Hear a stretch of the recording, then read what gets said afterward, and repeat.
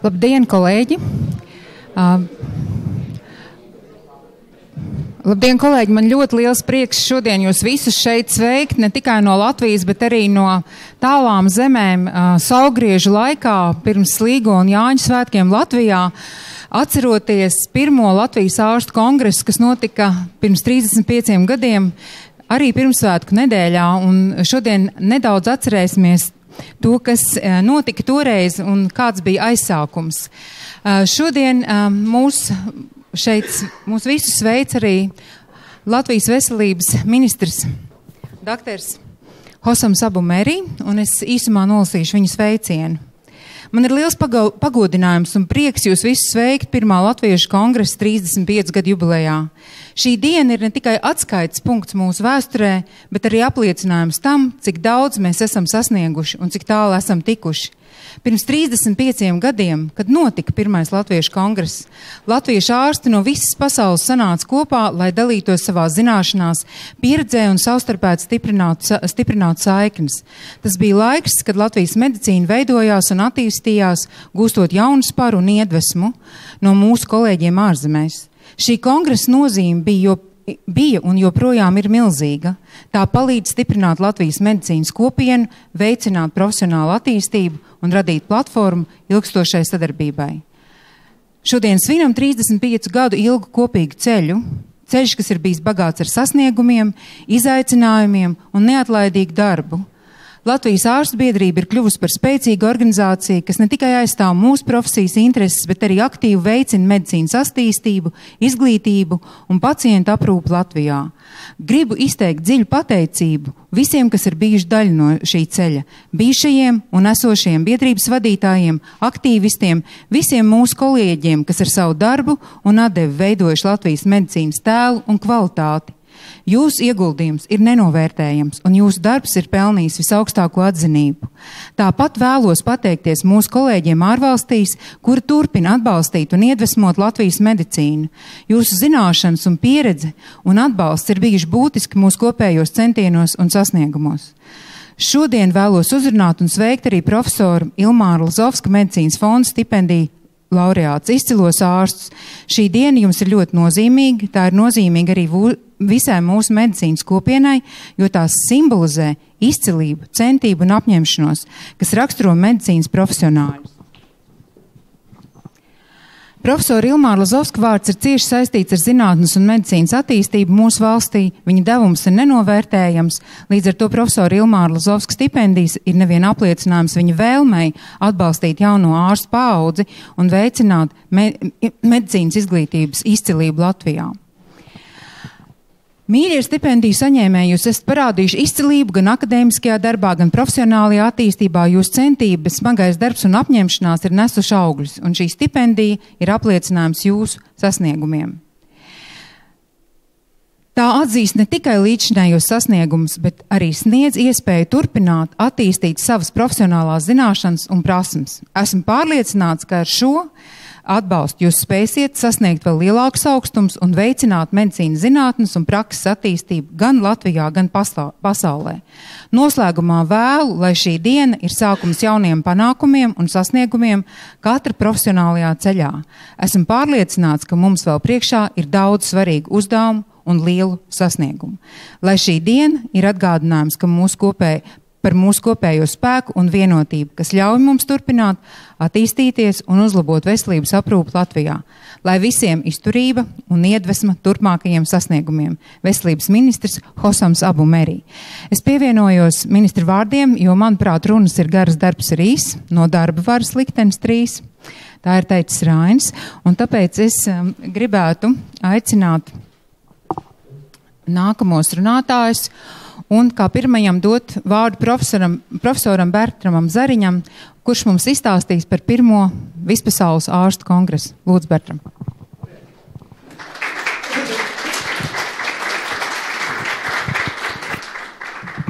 Labdien! Man ir prieks būt atkal Latvijā ar veciem draugiem, bet tas nav tas pareizais vārds, vai ne? Veci draugi. Viņi nav jau veci.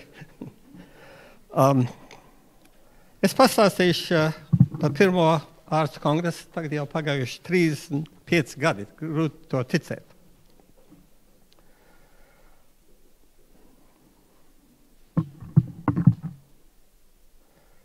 Tas notiek 89. gadā jūnijā.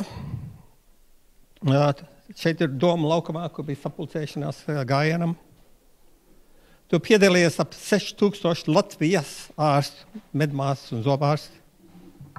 Un no ārzemēm vairāk kā 100 latviešu ārsti un no 10 dažādām valstīm. Kā tas viss iesākās? Pirmais, vismaz, ko es zinu, bija mans brālis Kristaps, kurš 86. gadā atbrauc uz Eiropas biomedicīnas kongresu, un tur viņš iepazīstas ar Haraldu Jansonu.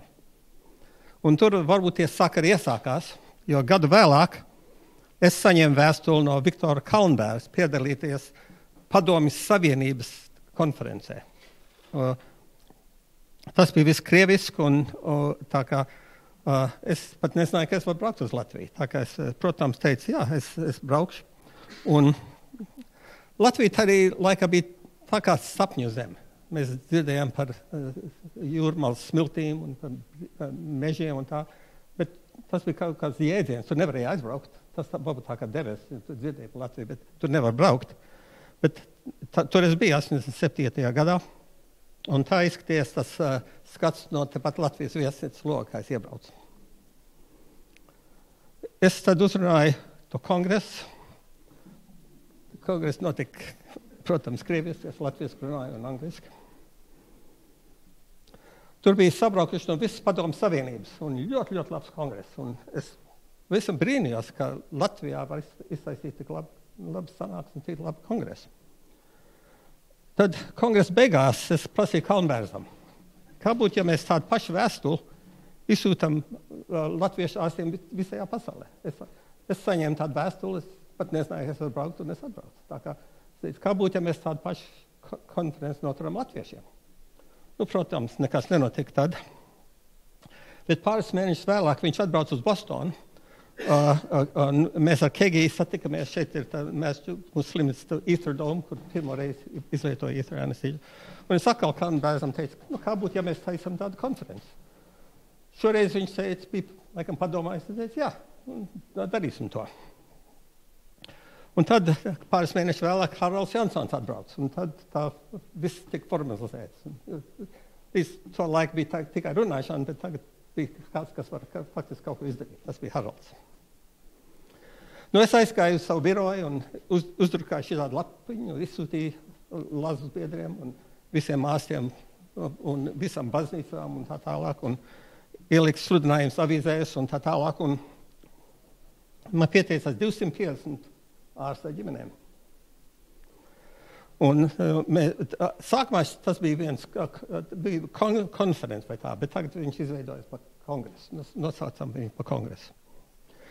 So es domāju, man 250 cilvēki pietiekšies, satiksimies visi Helsinkos un brauksim kopīgi no Helsinki uz Rīgu. Es aizbraucu uz New York, un tur bija tāda Padomjas Savienības charters company, un es noierēju vienu charter reizi no Helsinkiem uz Rīgu. Es domāju, viss kārtībā. Bet es tad sāku domāt, vai kaut kas notiek Latvijā.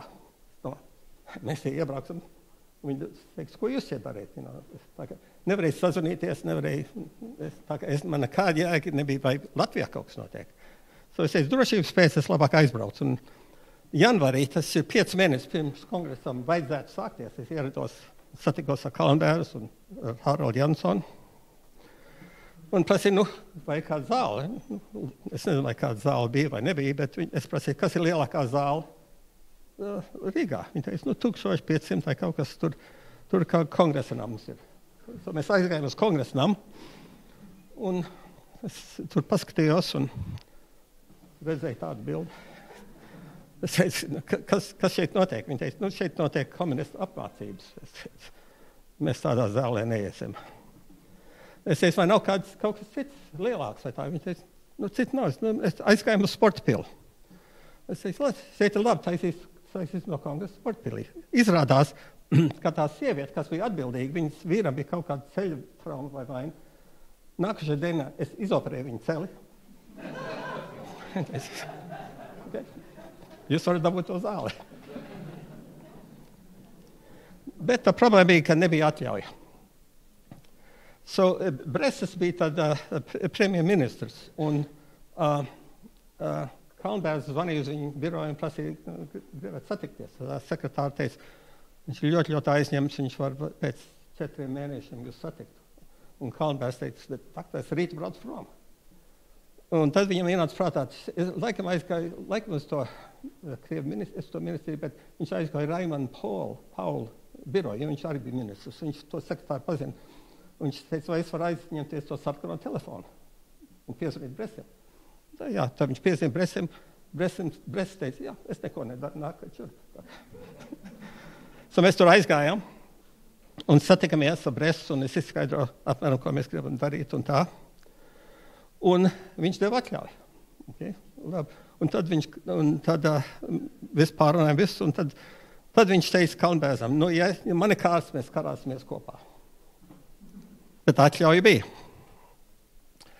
So tad, tagad Haralds laikam sastādīja rīcības komiteju, kur viņš vadīja. Un tad šis 5 mēneši pirms kongresa sākums. So Haralds Jansons uzņēmās vadību. Jānis Akmens tur bija, sadarbība ar ārzemju kolēģiem. Vilnis Cēr, zinātniska programma. Imants Detlavs, programmas komiteja. Iveta Ozolant. Viņai maza zvaigznīte pielika. Tas bija ekstra labi, Iveta. Un kultūras komiteja Juris Platkājs. Viesus Bok, svinīgās atklāšanas ceremonija gājiens, kas fantastisks bija. Pēters Sapens izdeva Latvijas ārsts. No avīzes izdeva, kas un beidzāt to Latvijas ārsts. Sadarbība ar presu, radio un televīziju, Georgs Andrejevs.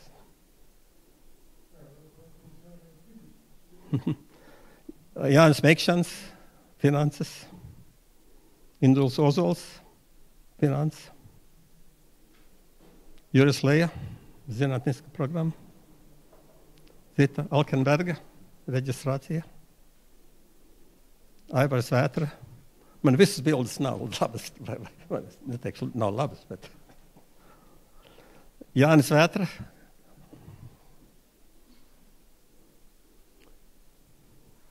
Aino Līcis, sports. Jānis Kupčs, sports. Juris Valtsmans, transports. Tagad tikai 5 mēneši vēlāk. Mēs ieradāmies.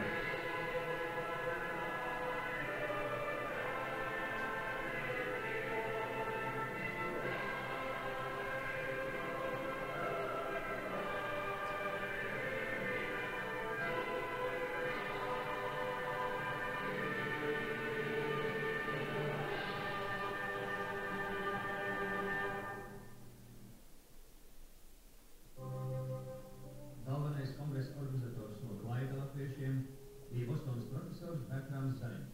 Godājumie kolēģis, mīļie tautieši! Pirmais Vispasaules latviešu ārstu kongress, kurš gatavots jau 2 gadus, beidzot ir sācies. Šis ir pirmais Vispasaules latviešu ārstu kongress. Viņam nav precedents nevienā nozarē, kopš latviešu tauta ir šķirta. Tur sekoja 10 emociju pilnas dienas. Tas bija vienreizīgs unikāls notikums. Patriotismu, latvietība. Daudz emociju. Latviskums, māju sajūta. Satikšanās ar radiem. Daudziem pirmā reize Tēvzemē. Pēters Apins katru dienu, tas 8 reizes izdeva avīzi.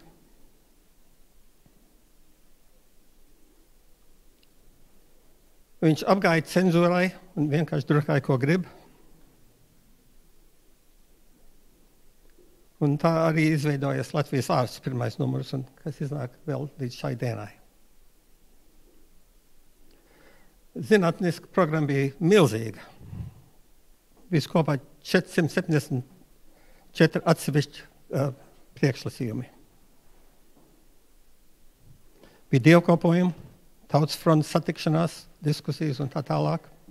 Ko izkārtoja. Ekskursijas, programmas, koncerti.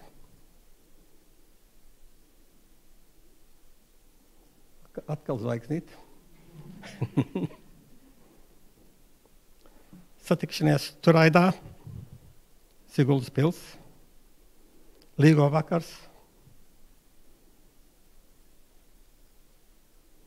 Skroderdienas Silmačos,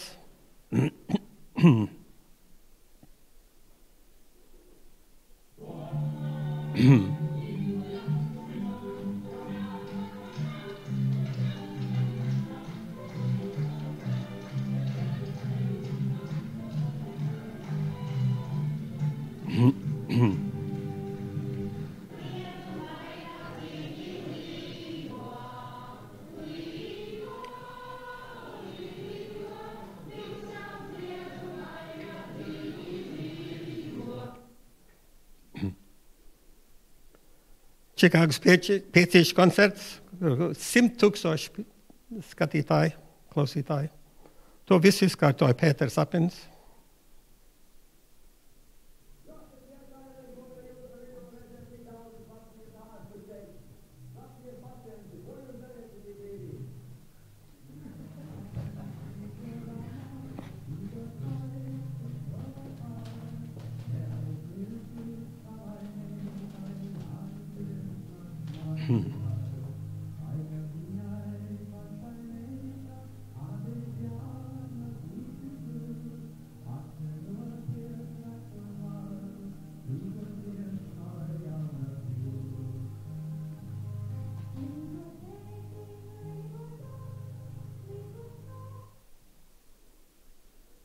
Bija arī sporta nodarbības.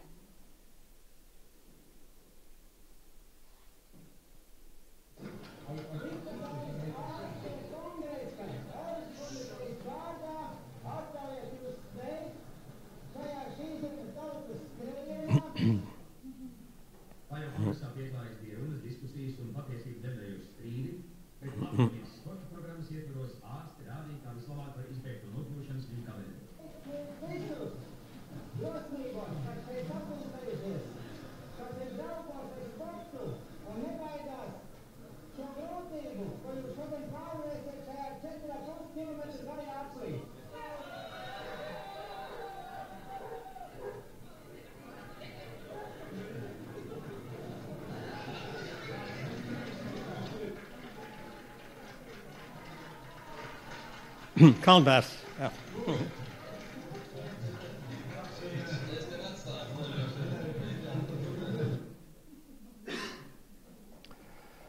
Te ir kāda preskonference, un kongresā es satiku arī tādu Valdi Zatleru. Un viņš bija jauns ortopēds, un tad mēs iedraudzējamies, un es viņam prasīju, vai par tādu artroskopiju, par to es runāšu drusku vēlāk. Noslēgam runā. Zātlēs arī nolasīt visas rezolūcijas.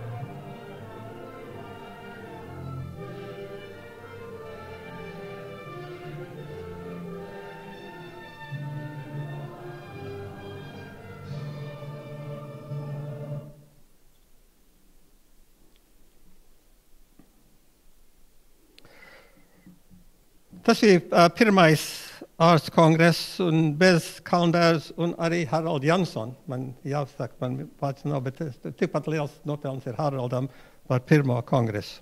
Bez viņiem tas nebūtu noticis. Otro kongresu Apins norīkoja, bez viņa tas nebūtu arī turpinājies, kā arī trešais un ceturtais. Tagad ar piekto tas vārds tika pārmanīts. Sākumā bija Latviešu ārstu kongress, tagad viņi ir Latvijas ārstu kongress. Tagad Latvija ir patstāvīga un tā tālāk. Un 6., 7. Bet tagad Ilzi pārņem uz vadību. Tagad mēs iesim tur tā. Es domāju, kongress atvēra Latvijai vārtus uz medicīnu pasaulē. Un 3 latviešiem ceļu uz Latviju. Iesākās mediķu sadarbība ar latviešiem. Šeit es sāku sadarbību ar Traumatoloģijas institūtu. Kegi ļoti daudz darīja, iestādīja fondu un ved cilvēkus uz Ameriku. 3 mēnešus katrs tur palika un viss kopā 120 ārstu un medmās aizbrauc pie Kegi. Izoperēja gūžas ievadu protezēšanu Latvijā. Mans brālis Kristaps uzsāka sadarbību ar Sarģiņu klinisko universitātes slimnīcu ar Dainu Krieviņu. Sākuma gados mēs ieved daudz materiālus un tā. Tas bija Kristaps, un viņš iesāka ilgstošu sadarbību ar Latvijas sirds un asinsvaļu ķirurģiem. Es darbojos vairāk ar artroskopiju.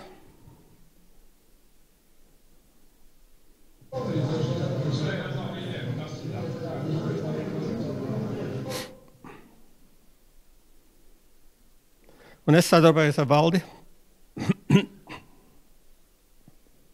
Tur ir Kalndērs.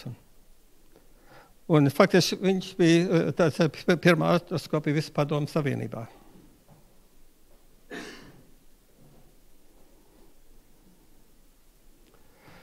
Un arī atvēra vārds mecināšanām citādi. Mēs iesākām Latvijas medicīnu fondu, tā kā bezpēļņas organizācija. Mēs redzējām Latvijā daudz, kas ir vajadzīgs, tā kā mēs iesākām medicīnas fonda Kristapu.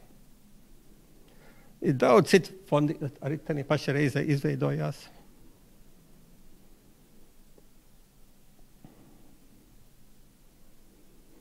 Un visādi citādi sadarbības. Tad ir tāda Latviešu ārstu un zobārstu apvienība, kas tika dibināta 47. gadā. Tagad 87. gadā faktiski visi ir veci palikuši. Neviens tur negribēja vadību uzņemties un viss atsacījās no vadīšanas.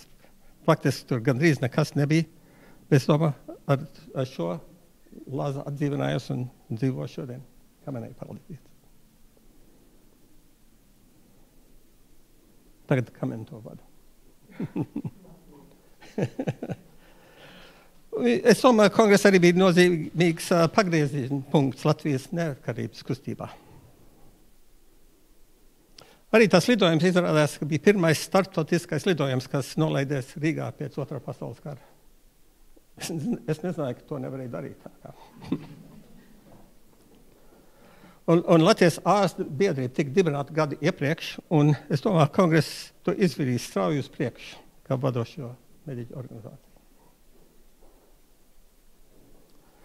No 87. gadā, kad es iebraucu, tā izskatījās Rīga man. Pagājuši gadu viņa tāda ir. 89. gadā mēs tādi izskatījāmies. Pāris gadus vēlāk.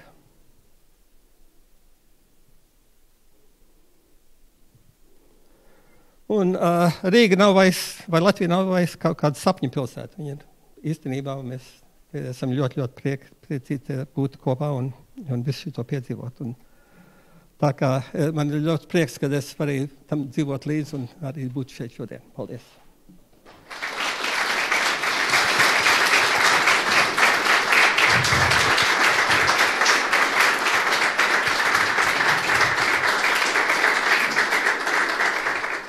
Liels paldies Bertram par ļoti interesanto stāstījumu un filmām un fotogrāfijām.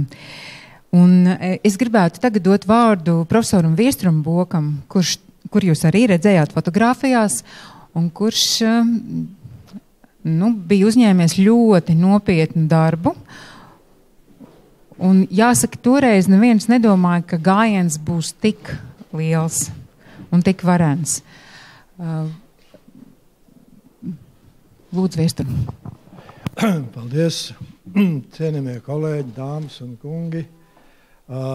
Pēc tā, ko Bertrams tikko jums rādīja, ir grūti kaut ko pielikt, kaut ko pateikt jaunu vai to, ko jūs gribētu vai vēlētos dzirdēt, jo patiesībā sakot to sajūtu, ko katram no mums vajadzētu šodien šeit sajust, Bertrams pārliecinoši radīja. Paldies liels par to. Bet mans tas mērķis varbūt ir tā. Bertramam bija vienā slaidā tāds jautājums, kas notiek Latvijā, vai vispār kaut kas notiek. Un tad es varbūt no tāda neliela citāda rakursa paskatīšos uz to gājienu un uz visiem tiem notikumiem, jo medicīna, ārstniecība, ārsti un pacienti, tās ir tādas fundamentālas 1000 gadu vecas īstenības, kurās mēs katrs, kas esam mediķi, esam iekšā un tās zinām, bet apkārt mums ir mūsu pasaule, mūsu valsts, un tur daudz kas notiek, arī tur mēs esam iekšā. Un laika periods 87. 89. Ja jūs atceraties, tas ir patiesībā sakot pēc 85. 6. gada Gorbačova perestroikas, glasnošs laiki, un daudz no cilvēkiem šo laiku arī gāja kongresu īstenojot, gan politiķi, gan ārsti. Bija klīnikas, kurās bija ļoti lieli pārmetumi darbiniekiem par tautas frontes apmeklēšanu, un tā tie laiki patiesībā sakot bija diezgan raibi. Un arī tās grūtās lietas jau parasti aizmirstās un paliek tas, un paldies Dievam, ka tas ir tā. Bet pats tas sākums, trešā atmoda, tas pats 87. gads, mēs atceramies 14. jūniju, Helsinku akcija pie brīvības pieminekļa, ziedus nolika gan arī 5000 cilvēku. 23. augustā manifestācija pret Molotovu-Ribbentropa paktu par okupāciju. Un decembrī ir Bertram pieminētais kongress, kurā īsti tā nostiprinājās tā virzība uz to vispasaules latviešu ārstu kongresu. Tajā pašā laikā tas viss notika 87. gadā. Tālāk, gadu vēlāk, 88. No 88. gadā kongress virzās uz priekšu, notiek sapulces, kas tad notiek Rīgā. Mēs atkal redzam gājiens, 88. gada jūnijas atkal, manifestācija pret komunistiskā genocīda upuru piemiņai veltīta. Konstantīns Pupurs pirmo reizi pie pieminekļa iznesa Latvijas karogu. Un tā paša gada jūnijā Latvijas PSR valdības vadības lēmums, ka vajadzētu laikam rīkot Latviešu ārstu kongresu. Bet cik es zinu arī no datiem, kas ir publicēti, kad tāda pirmā protokola par 88. gada jūniju laikam nav, bet ka tāda vienošanās ir bijusi, ka tas kongress notiks, bet dokumenti radās vēlāk.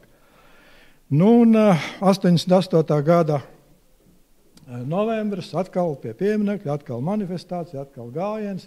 Droši vien daudzi no ārstiem arī tur bija. Nu, kāds jau noteikti bija. 2 mēneši vēlāk pēc šīs manifestācijas, jā, starp citu, šī ir pirmā manifestācija pēc 39. gada, kur pie Brīvības pieminekļa tika svinēti Latvijas proklamēšanas svētki. Pēc 2 mēnešiem vilciens strauji uzņem gaitu, ir Latvijas PSR Veselības aizsardzības ministrijas pavēle par vispasaules latviešu ārstu kongresa sasaukšanu. Nu, un par to gājienu. Varbūt pauze un atkāpe. Es neesmu tāds ezotērikas un horoskopu piekritējs, bet šodienas dienā ir publicēts horoskops. Man kā Jānovai ir rakstīts: sapulcē esiet lakonisks un konstruktīvs. Tāpēc pēc tā visa, ko Bertrāns pateica, un jūs jau arī redzējāt brīnišķīgas video momentus no šī gājiena. Un jā, viņš tiešām sākās no Doma laukuma gar Brīvības pieminekli uz sporta pili Tērbatas ielā. Nu, tā gājiena faktoloģija dažos vārdos. 89. gada februārī ministrijas pavēle Kaņepes, ko ir parakstījis, ir par kongresa sasaukšanu, kas uz mani attiecās vairāk. Tas ir 2. pielikums, kur kultūras programma un Iveta Ozolanta. Kas attiecas tālāk? Mēs ar Ivetu esam beiguši 66. gadā manā izpratnē tolaik vislabāko Rīgas vidusskolu, Rīgas 49. vidusskolu. Un visticamāk lielā mērā ir arī tas par pamatu, kāpēc es tur vispār esmu nokļuvis šīs dienas sapulces dienas kārtībā. Nu labi, tālāk bija apspriede pie priekšsēdētāja vietnieka Bartkeviča, kas bija ļoti konstruktīva. Visu cieņu padomus priekšsēdētājiem, bet Tanī Bartkeviča sapulces protokolā ļoti detalizēti izstrādāt visi dienas kārtība, visi atbildīgie un tā tālāk. Un kas atrodas par gājienu, tad mums visiem zināmajā grāmatā Pētera Apiņa un Bertrama Zariņa par latviešu ārstu kongresu ir pieminēts Haralda Jansona citāts, ka pavisam traki bija tad, kad mēs nolēmām rīkot gājienu. Nu, uz kāda fona tas gājiens bija jārīko, tie pirmie slaidi bija, kas pie pieminekļa notiek, kādas emocijas, ar kādām domām cilvēki vispār uz turieni iet. Un ne jau viņi tur gāja varbūt dēļ tam, lai izcīnītu kompjuteru tomogrāfus vai labākus medikamentus. Tur bija kaut kas vairāk, kaut kas lielāks. Nu, un ilgi jau tā atļauja nemaz netika dota. Galēja atļauja tika saņemta 3 dienas pirms tā gājiena. Un kā ir zināms no vēstures, teiksim, pierakstiem, tad Haraldam Jansonam ir izdevies pārliecināt nevienu citu, kā Rīgas mēru Rubiku, kas bija pēdējais, jo tur valdībā viens otrs tur izvairījās vai vēl negribēja pieņemt, bet Latvijas karogs toreiz jau bija leģitimizēts. Par to nebija jābaidās, kas tur varētu notikt, bet Rubiks principā deva atļauju. Tā ir svētdiena, sabiedrisko transportu netraucēs daudz, lai iet. Lai gan sākumā bija arī viedokļi, kur tam gājienam vajadzētu iet. Viens no variantiem, ka iet pa Krišjānu Valdemāru ielu, vai toreiz, man liekas, tā vēl bija Gorkija iela, un tad gar Ļeņina pieminekli, un tur tad varētu arī tas ziedus likt. Bet, paldies Dievam, ka tas nenotika, un tas gājiens sākās pareizā vietā, notika pa pareizo maršrutu. Es tolaik biju Rīgas medicīnas institūta ārstniecības fakultātes prodekāns, un tā misija, kas varbūt arī sakrita, varbūt arī mērķiecīgi tāda bija, kad varēja piesaistīt studentus, jo ne jau policijas pavadībā tam gājienam vajadzēja notikt. Kā tas izskatītos? Iet ārstu kongresa gājiens un policijas stāv, lai nodrošinātu kārtību. Tas nebija risinājums. Un tad izdevās piesaistīt studentus, pierunāt, lai viņi tur ir un stāv gar ielas malām. Un es atceros, es pats arī, man tagad pašam žēl, ka tajās fotogrāfijās, labi, 1., 2., 3. rindā man nevajadzēja būt. Nekāda tik liela nopelna man nekādā ziņā nav un nevarēja būt. Bet 5. vai 6. rindā varbūt varēja. Bet es arī gāju gar to ielas malu, un tikai vienā bildē es sevi tagad esmu arī sazīmējis, kad esmu tiešām tur arī piedalījies. tika nesti vimpeļi ar visu novadu vēsturiskajiem. Tas bija fenomenāli liels pasākums. Un nekāda ekscesu nebija. Es nevaru atcerēties un neesmu dzirdējis, ka kāds pieminētu, ka kaut kādas provokācijas vai cilvēki kaut kā mēģinātu citādi domājošie to ietekmēt, jo tam gājienam bija nepārprotami valstiska nacionāla nozīme 89. gadā, nekas tāds nebija pieredzēts. Un patiesībā sakot, ārstu profesionālā sabiedrība un kā organizētā sabiedrības daļa ir pirmā, kas izgāja ļoti plaši 5000 cilvēku ar domu par Latvijas neatkarību. Tā kā šim gājienam noteikti ir, Bertrams jau to pieminēja, un tā ir absolūta patiesība. Tā tas izskatījās fotogrāfijās un bildēs. Daudz efektīvāk jau skatīties ir video ieraksts, kur mēs dzirdam balsis un cilvēku varbūt arī emocijas. Emocijas bija pilnīgi skaidrs, tas sejas viss bija apgarotas un ar kaut ko piepildītas ārpus profesionālās ikdienas. Un cilvēku atsaucība bija ļoti liela, gājienu dalībnieki varēja piestāt malā un cilvēki ļoti labprāt komunicēja, privātas tādas sarunas, kas parasti manas paudzes laikā ejot gājienos ļoti reti, kad tā varēja ar tiem, kas stāv malā tur komunicēt, un tie bija varbūt citi līmeņa gājieni. Ziedu nolikšana, to jau mēs redzējām, karogu pavadībā, arī Lāza vadītāja Arvēds Alksnis, Pauls Grūbi un ārstbiedrības viena no veidotājiem profesors Lazovskis un Ivars Krastīņš. Tas ir Rīgas medicīnas institūta tautas koris Rīga, himna tika dziedāta un tam līdzīgi. Kongress notika Rīgas sporta pilī, kuras vairs nav, viņa ir nojaukta, bet šī bilde ir kā apliecinājums tam. Un sajuka. Tātad pie sporta pils.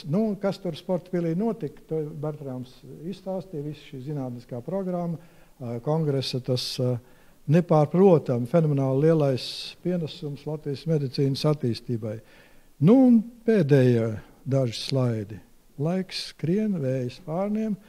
Pēc 33 gadiem mēs esam 22. gadā Latvijas ārstu 9. kongresā un atkal ejam.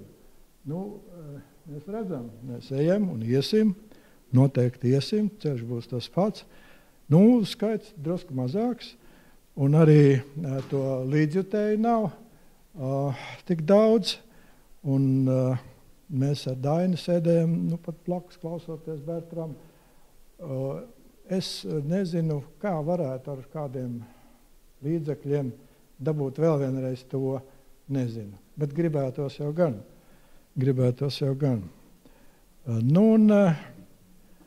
Henrijs man patīk kā dažādi aforismu autors, ka ne jau izraudzītais ceļš ir izšķirošais, bet tas, kas ir mūsos pašos, padara mūs par tādiem, kādi esam. Esam mēs labi, esam pareizā vietā, un kāpēc mēs nevaram sanākt 5000? Mēs varam sanākt, kongresā jau dalībnieki ir daudz. Bet vai mēs gājienā ar karogiem sanāksim 5000, es nezinu. Tas mazliet satrauc. Bet ar to es negribēju, varbūt, uz tādas pesimistiskas nots beigt šo, jo bilde ir krāsaina, karogi ir pietiekami daudz, un visiem, kas tādā bildē redzams, tāpat kā zālē sēdošiem, pārsvarā ir priecīgas sejas. Lai visiem izdodas piepildīt sapņus, un tiksimies citos kongresos. Paldies!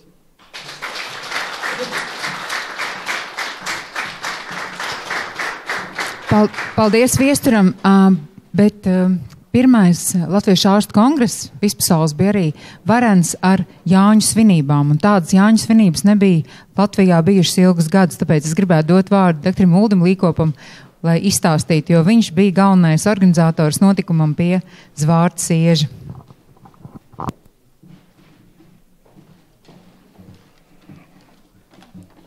Labdien! Jāsaka, pirms 35 gadiem debesis bija zilākas un jūra bija līdz ceļiem.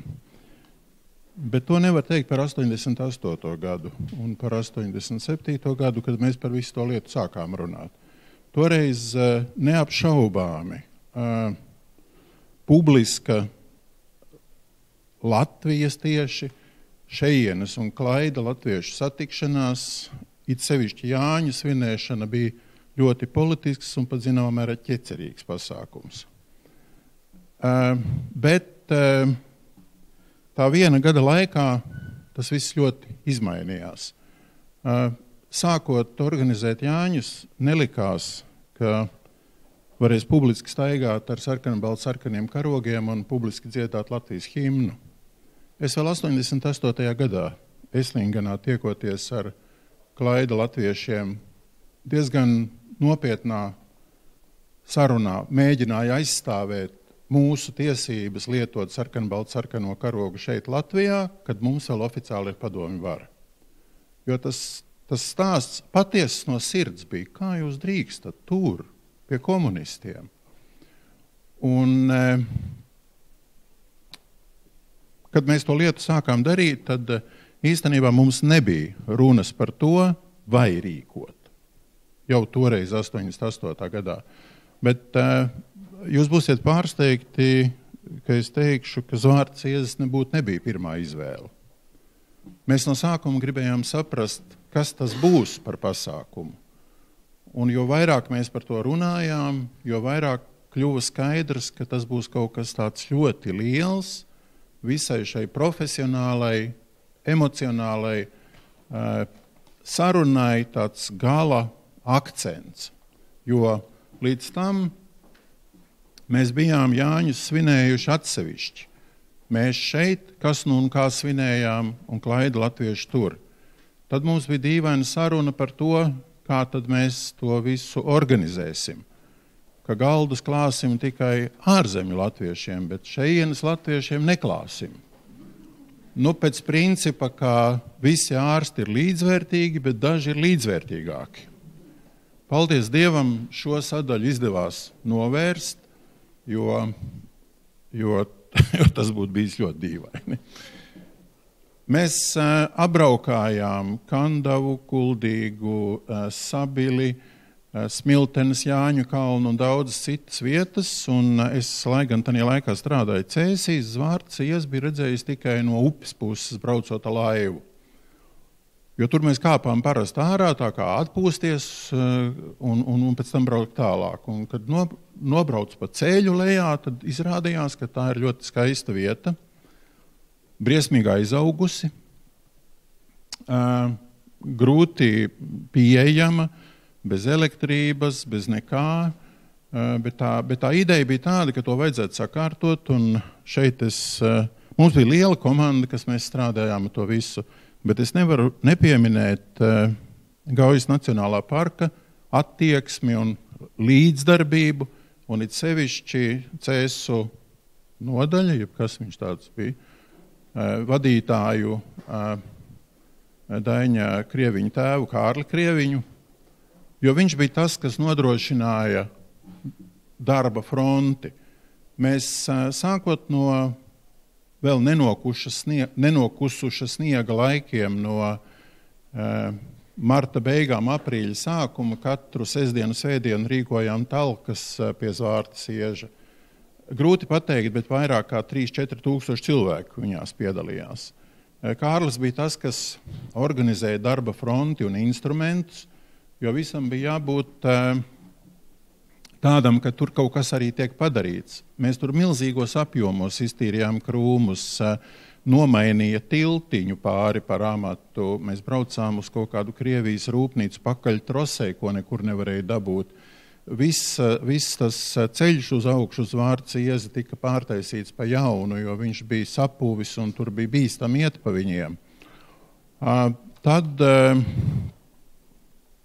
līdz Jāņiem tas viss bija kārtībā, it kā vienmēr tas tā būtu bijis. Un ja šodien aizbrauc uz Zvārds Iezi, vienā no tām, nerādās bildes, ja rādās.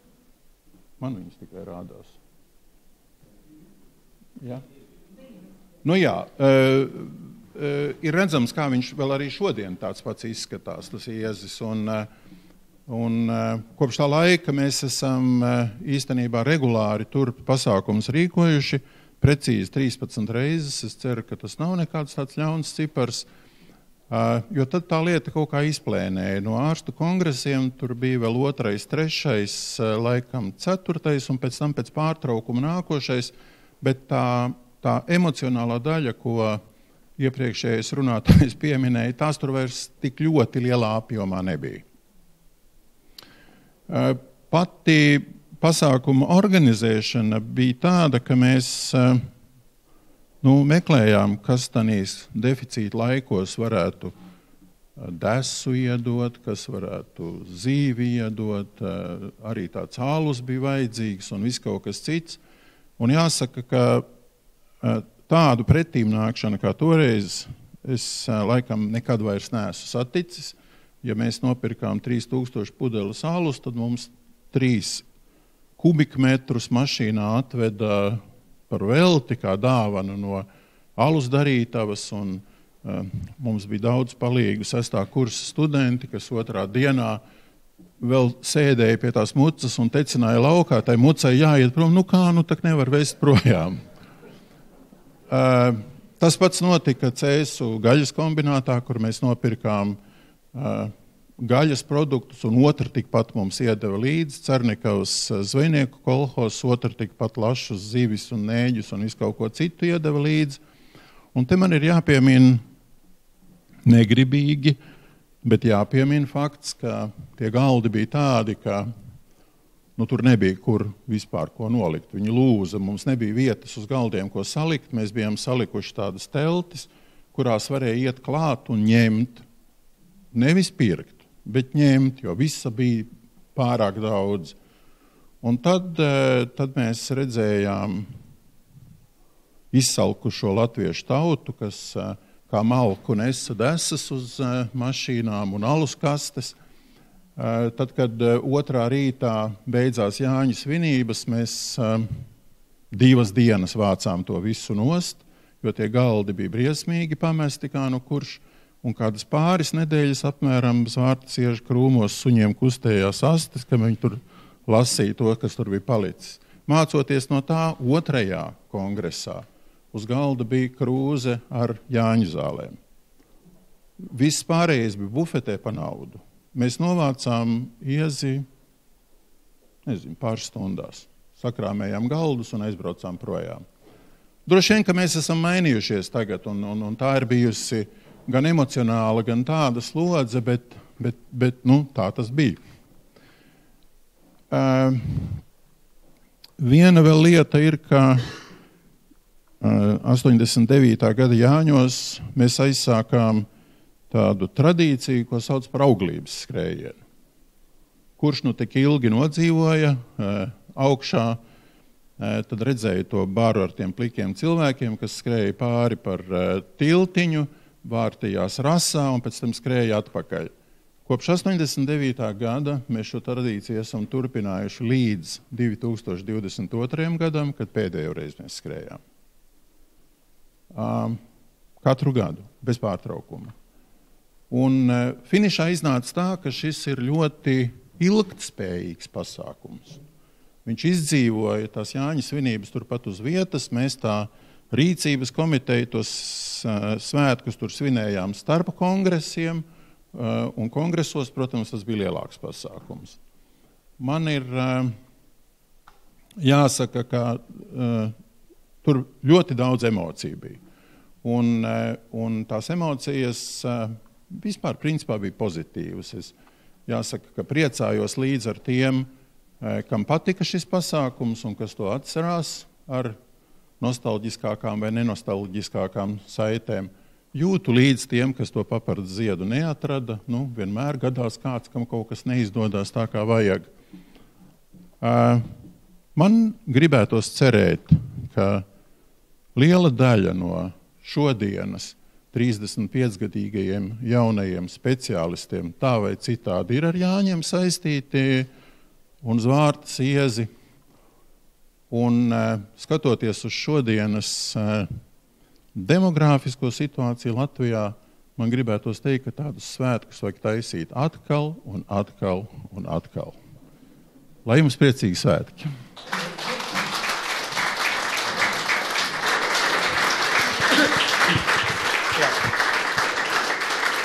Es gribēju teikt, ka viss šis notiek 5 mēnešu laikā. Neticam. Es vēl dažas papildinājumus. Es biju medicīnas studente, un mani profesors Korzāns izsauca un teica tā, un tagad uz sporta pili 2 dienas krāmēt krēslus. Tā kā mēs studenti, ne tikai viņi bija tā cienījamais darbs, kur viņi bija, teiksim, nodrošināja to gājienu, bet medicīnas studenti toreiz arī piedalījās pavisam tehnisku darbu veikšanā. Jāsaka gan, kad 89. gadā varbūt kolēģiem, kas ir šeit, gribas izstāstīt, ka tas bija patiesībā brīnums, kas tika veikts un ko tieši Līgo svētku organizācijas komiteja izdarīja, jo cukurs, milti un ļoti dažādi arī ziepes 89. gadā bija saņemami pa taloniem uz mēnesi katrai ģimenei. Tā bija realitāte. Tā kā es patiesībā domāju, tas tiešām bija brīnums 89. gadā. Bet šodien ir jau vairāk kārt pieminēts profesors Haralds Jansons, un mēs esam ļoti un patiesi pagodināti, ka viņš ir šodien kopā ar mums. Un tagad es gribētu dot vārdu profesoram Jānim Vētram, svinīgai uzrunai, jo šodien Latvijas ārstu biedrība pasniedz savu lielāko apbalvojumu profesoram Haraldam Jansonam, Tempus Hominis. Lūdzu, profesor. Sveicināti, godājamais profesor Janson, godājamie klātsošie, dāmas un kungi. Man šodien ir patiešām tāds īpašs uzdevums, jo man ir jāsaka tādi ievadvārdi un ievadvārdi, kas vienlaikus ir arī cildinājuma vārdi mūsu cienījamam ārstu biedrības godbiedram, profesoram, habilitētajam medicīnas doktoram, valsts emeritētajam zinātniekam Haraldam Jansonam. Šī reizē no visbagātā profesora Haralda Jansona darba veikuma es varbūt gribētu tādā izmantot iespēju un to, ka mēs esam tomēr pulcējušies arī pirmā vispasaules latviešu ārstu kongresa 35. jubilejas reizē, pievērsties tomēr tādām 3 lietām. Viens ir par to, kas tad ir tas svarīgākais, ko profesors Haralds Jansons ir paveicis, kāpēc mēs tomēr viņu pieminam kā vienu no ļoti svarīgām personām Latvijas medicīnā un zinātnē. Un otra lieta tomēr vērst ļoti mūsu uzmanību uz to, kāda bija tā manā vismaz ieskatā pati ļoti svarīgā nozīme tieši šī jau daudzkārt šodien pieminētā un ko mēs redzam uz ekrānā, šī 35. gadadienas jubilāra ārstu kongresa sakarībā. Pirmais ir tas, ka lai mēs varētu teikt par pašu svarīgāko un kāpēc mums ir Haralds Jansons tik svarīgs šobrīd un kāpēc mēs varam joprojām būt priecīgi, ka viņš ir mūsu vidū. Tā tad ir tas, ka profesoru Haraldu Jansonu mēs pamatot uzskatām par medicīniskās biomehānikas pamatlicēju Latvijā. Medicīniskā biomehānika, kamēr tā uz mums tieši neatiecas, un viņa tā skan kā tāda mūzika, kas ar mums tā tieši neskan un nesaist, un, protams, ar medicīnu un mehāniku nesaistītiem tā vispār droši vien skan kā apmēram, kā varbūt, tas ir ar vienvārdu sakot kaut kas tieši mūs nesaist zinātne un kaut kas droši vien gudrs un ļoti sarežģīts. Tiem, kas jau ir ar medicīnu saistīts, tie lielāko tiesu, pēc manas pieredzes, jo es esmu diezgan bieži un daudz bijis iesaistīts arī rehabilitācijas, funkcionālo speciālistu, arī zobārstu izglītošanā, biomehānikas pamatos, saprot, ka tas ir diezgan sarežģīti, jo mediķiem, sevišķi ārstiem, zobārstiem, arī funkcionāliem speciālistiem, pēc maniem novērojumiem ir zināms, es domāju, ka izvēloties jau profesori, cilvēki ir tā, ka tie cilvēki mūsu mediķu vidū, mēs pamatā strādājam ar attēliem, mēs strādājam ar dažādām citādām maņām, dažādiem citādiem saviem algoritmiem, kā mēs apstrādājam informāciju, bet mums nepatīk strādāt ar formulām un skaitļiem. Un līdz ar to intuitīvi mums nepatīk darboties uzreiz ar cipariem un skaitļiem, kamēr mēs to nelīdz galam saprotam. Un Haralda Jansona personā brīnumainā kārtā apvienojās šīs abas spējas vienā personā. Un par to daži vārdi. Jo Haralds Jansons vispirms 1953. gadā ar zelta medaļu 53. gadā absolvēja Rīgas Leona Paigles pirmo vidusskolu, kas jau toreiz bija fizikas matemātikas specializācijas skola. Pēc tam 1959. gadā ar izcilību nobeidz Rīgas medicīnas institūta ārstniecības fakultāti. Varētu domāt, ka arī padomi laikos, PSRS laikos, visi ceļi zinātnei būtu vaļā. Bet te mums jāpiemina tomēr ir viens svarīgs vēsturisks fakts, ka arī tanī laikā valsts sadales komisija nolēma, ka šāds izcilnieks, kurš ir beidzis ar zelta medaļu vidusskolu, beidzis ar izcilību medicīnas institūtu, ir tieši kā reizei piemērots 25 gadus būt par kara ārstu vienā kara daļā. Un sadalīja viņu būt par kara ārstu vienā armijas daļā.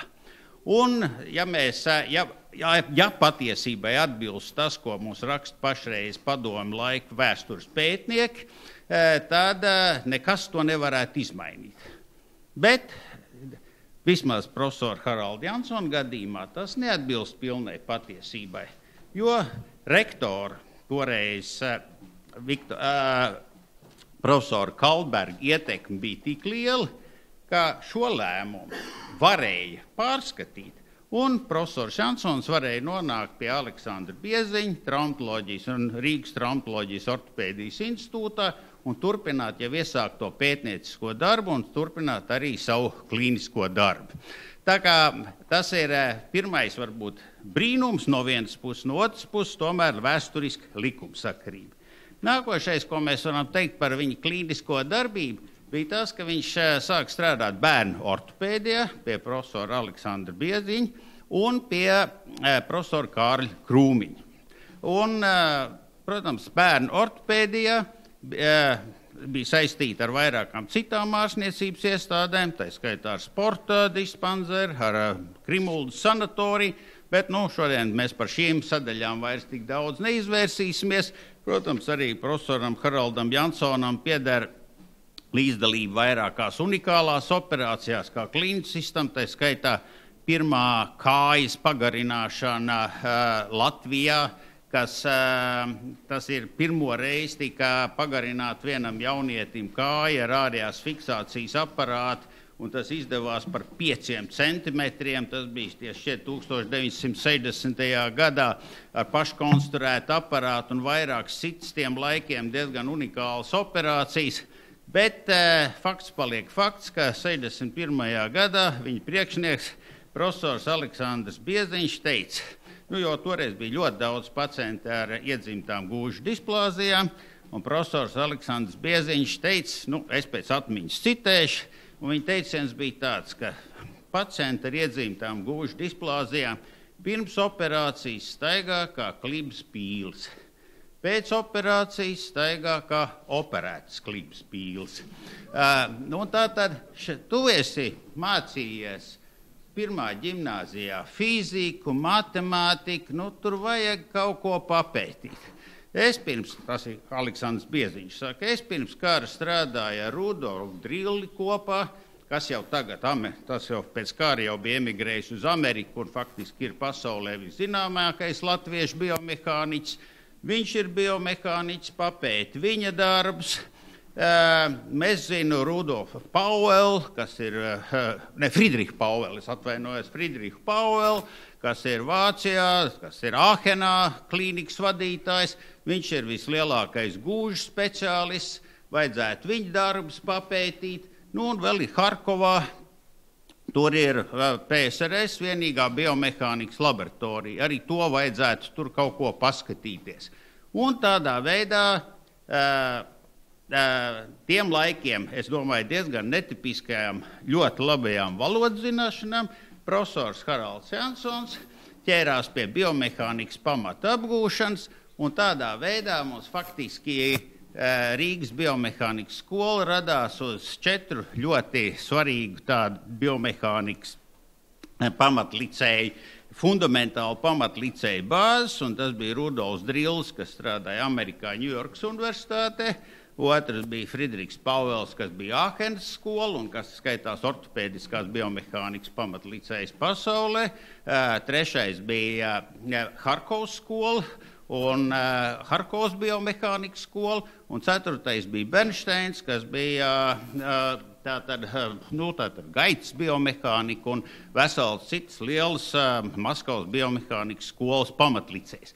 Un ties visas caur Haraldu Jansonu personu sakoncentrējās Rīgā, un tādā veidā, tālāk jau nestāstot visas daudzās nianses, mums Rīgā radās biomehānikas skola, kur tālāk profesors Haralds Jansons attīstīja, strādādams jau 40 gadus traumatoloģijas ortopēdijas institūtā un daudz gadus būdams institūta direktors zinātniskajā darbā.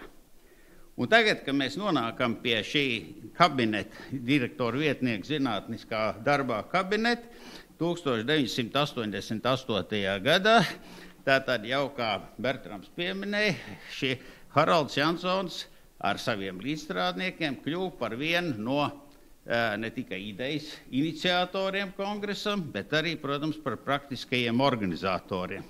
Un praktiskā organizācija kongresam, man šķiet, ir ļoti interesants un pētāms vispār objekts par to, pats kongress ir pētāms objekts, caur to, ka šīs kongress ne tikai pielāgojās tam, kā varētu padomju sistēmas ietvaros noorganizēt kongresu, bet šis kongress pats mainīja sistēmu un zināmā mērā pārveidoja un veicināja šos pārbūves un beigās neatkarības atjaunošanas procesus. Un man personīgi, kā šodienas notikumu sakarībā, ārkārtīgi šķiet vietā pieminēt, jo es tikko noskatījos 8 sēriju seriālu Padomu džins, un man, piemēram, šķiet pilnīgi neticami, kā tas ir, ka tas ir 79. gads, visa sistēma funkcionē, perfekti funkcionē, bez kādām problēmām funkcionē, un tad ir 9 gadi ir pagājuši pēc tam, sistēma jau nav mainīsies. Visa sistēma ir tieši tāpat, neviens darbinieks jau nav mazāk, neviens jau lēmums, nekas jau nav citādāks. Un tagad šī sistēmā mums ir jāorganizē kongress. Bertramam ar 140 ārzemniekiem ir jāielido pa taisno Rīgā. Viss ir tagad jānoorganizē pa jaunu. Ir pēkšņi kaut kā jānoorganizē Līgos svētki. Es, piemēram, biju atbildīgs Haralda Jansona un Induļu Ozolu vadītajā komisijā par visiem iespiedu darbiem, PSRS sistēmā, par iespiedu darbiem, par visu pārējo. Tas ir viss tik mainīts vienkārši kongresa darbošanās gaitā. Un tāpēc es domāju, ka šīs Haralda Jansona spēja ne tikai pielāgoties, bet kaut kā vizionāri redzēt ne tikai lielo bildi, bet arī redzēt tos mazos soļus, kur var spērt, lai tos sperot nenogrimtu, bet patiešām varētu iet uz priekšu. Tā ir vienkārši fenomenāli. Un līdz ar to es domāju, ka mums ir šodien patiešām liels prieks sveikt viņu jubilejā, un mums ir iespēja, tā kā šodien ir arī, mēs esam, tā kā mums ir sveiciens arī no traumatoloģijas ortopēdijas slimnīcas, kura ir mantiniece zināmā mērā traumatoloģijas ortopēdijas institūtam.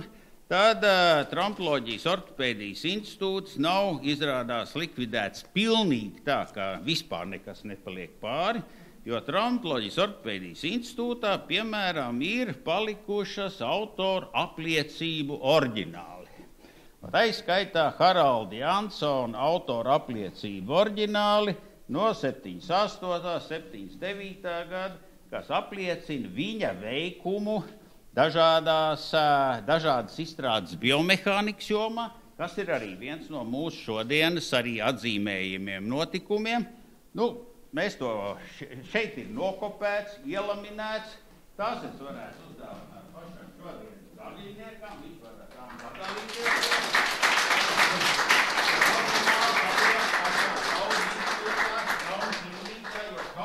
Jau pārmantojumībai ir jāpalīdz.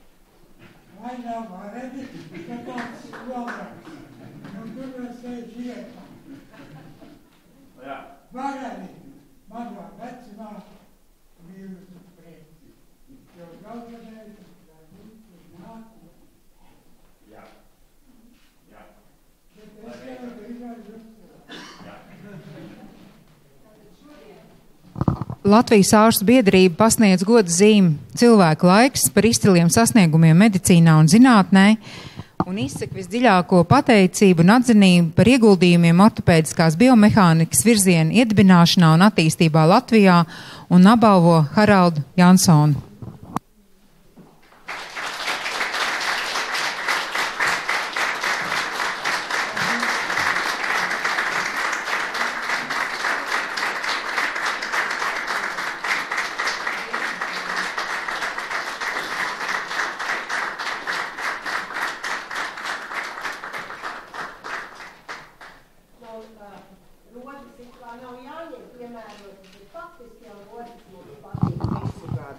Tā kā šis klēpis jums. Slimnīca jau stāv vēl. Tās mājas jau tur ir. Un tā ir tā jaunā komanda, kas tur ir skaļrunāšu tāpatās. Teiksim, tā ir tā jaunā komanda. Jā, vienkārši tā biomehānikas laboratorija, kas tur ir bijusi, varbūt tagad te var uzskatīt tādu, ziniet, Dienvidu Amerikā ir inku un maiju tempļi mazliet jauši tajos. Tur kādreiz ir notikusi dzīvība, tur kādreiz ir noticis tas viss, vai ne, un šobrīd. Bet es domāju, ka viņš tiks atraksts, tas templis, vai ne, un ir pietiekami daudz jaunieku, kas to... Tā, es nobeigšu, šeit ir tie oriģināli, kas tik nokopēti, vai ne, tur ar visiem, bet to mēs neatdosim. Šeit ir visi oriģināli arī.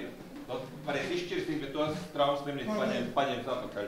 Tā ir tā puķi, un tad ir vēl tie jaunie. Tas sevis prieks, ka institūts kaut kur vēl eksistē. Jā, Tā ir lielākā daļa no manas dzīves. Un valākā. Paldies profesoram Rītas aizstāvēs tromboļu ortopēdijas slimnīcā, un viņš bija manas disertācijas recenzents un ārkārtīgi palīdzēja man, lai es varētu sekmīgi aizstāvēties. Paldies jums, profesor! Jā. Pateiktos. Jā, es pārstāvu to nosacīt jauno paudzi, un mēs esam viesojušies tajā aizaugušajā tālā vairākas reizes. Es esmu pārliecināts, ka mēs kaut kādā formātā, ne tajā tālā, bet atgriezīsim to, ko jūs atklāsiet. Nu, un kā zinātniskie darbiem? Būs. Labi, es ir priekšstīju. Uztaisam kopildīt. Bertrams apsveic. Ar labu kopildīt. Jūs nedīt. Jā, bet?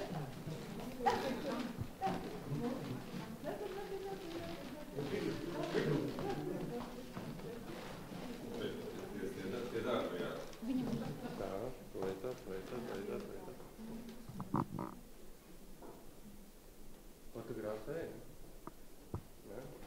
Vajadzētu tā kā skatās kadrā visi. Fotogrāfi varētu vienu, jo jūs arī bija.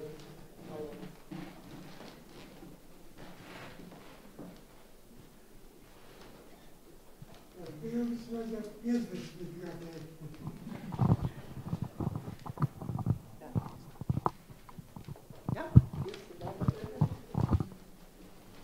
Es gribētu teikt, ka profesors Jansons ir slavens ne tikai Latvijā, bet arī citās valstīs, un ir sevišķi tas brālis Kristaps, kas ir arī biomehānikas. 86. gadā bija biomehānikas no ārzemēm.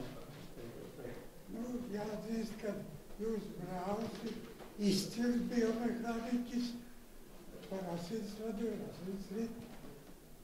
Arī tagad, man liekas, izcilākais latviešu biomehānikas Savienotās valstīs.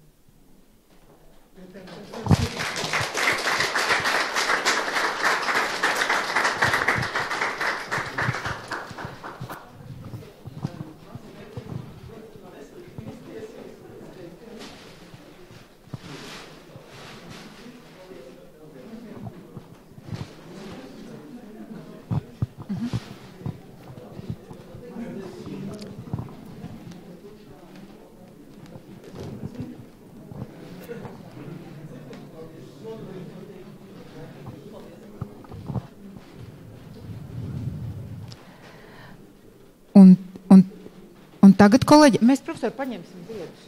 Maira?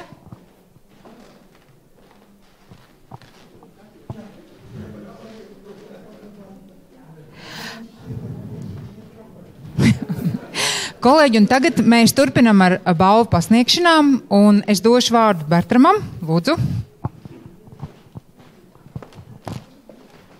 Paldies.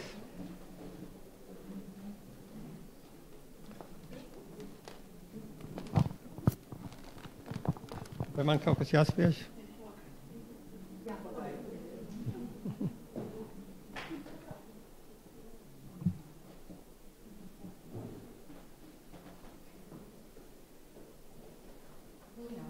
Mhm.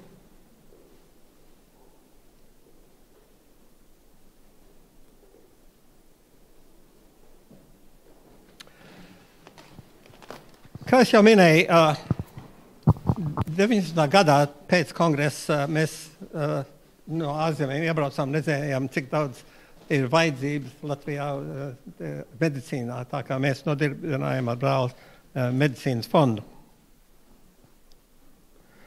Gadu vēlāk Latvija kļuva brīva, bet veselības aprūpe ir liels problēmas.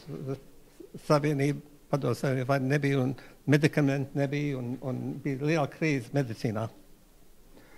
Mēs izlietojam medicīnas fondu, tajā laikā ieviest medicīnas ierīces un medikamentus. No Čikāgas tautas fonda ziedoja daudz naudu, un mēs to izveicām pārvest. Mums arī veicās ar Amerikas Savienotās valsts atsūtītā lidmašīna ar kravu ar medikamentiem un ierīcēm.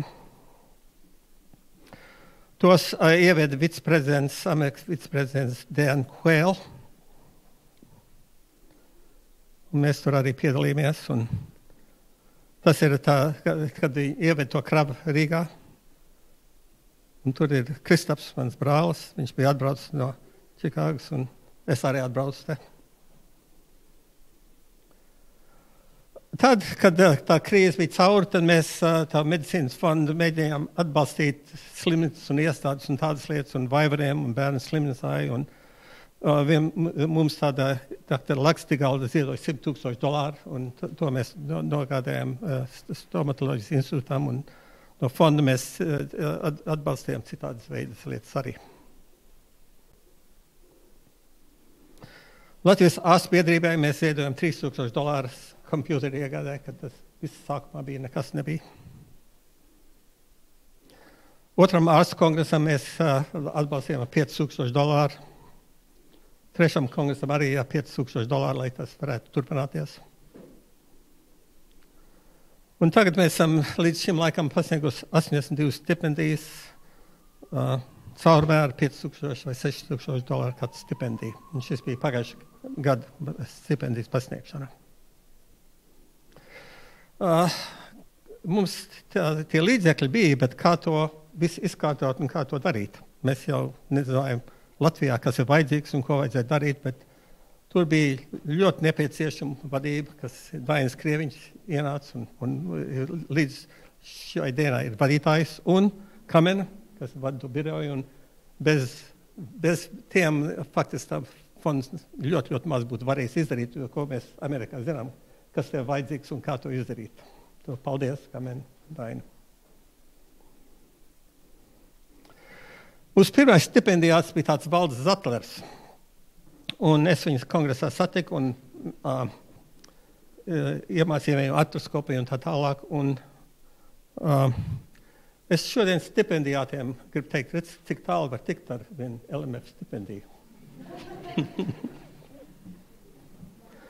Tāpat par Dainu, viņš gluži tik tālu netik, bet ir slavens profesors un faktiski starptautisks slavens tagad. Paldies, Daini. Un kā mene. Pašreiz mums ir citādi stipendijas lielākā daļa jauniem rezidentiem, lai kaut ko jaunu aizbraukt un iemācīties un atvest kaut kādu jaunumu atpakaļ Latvijā.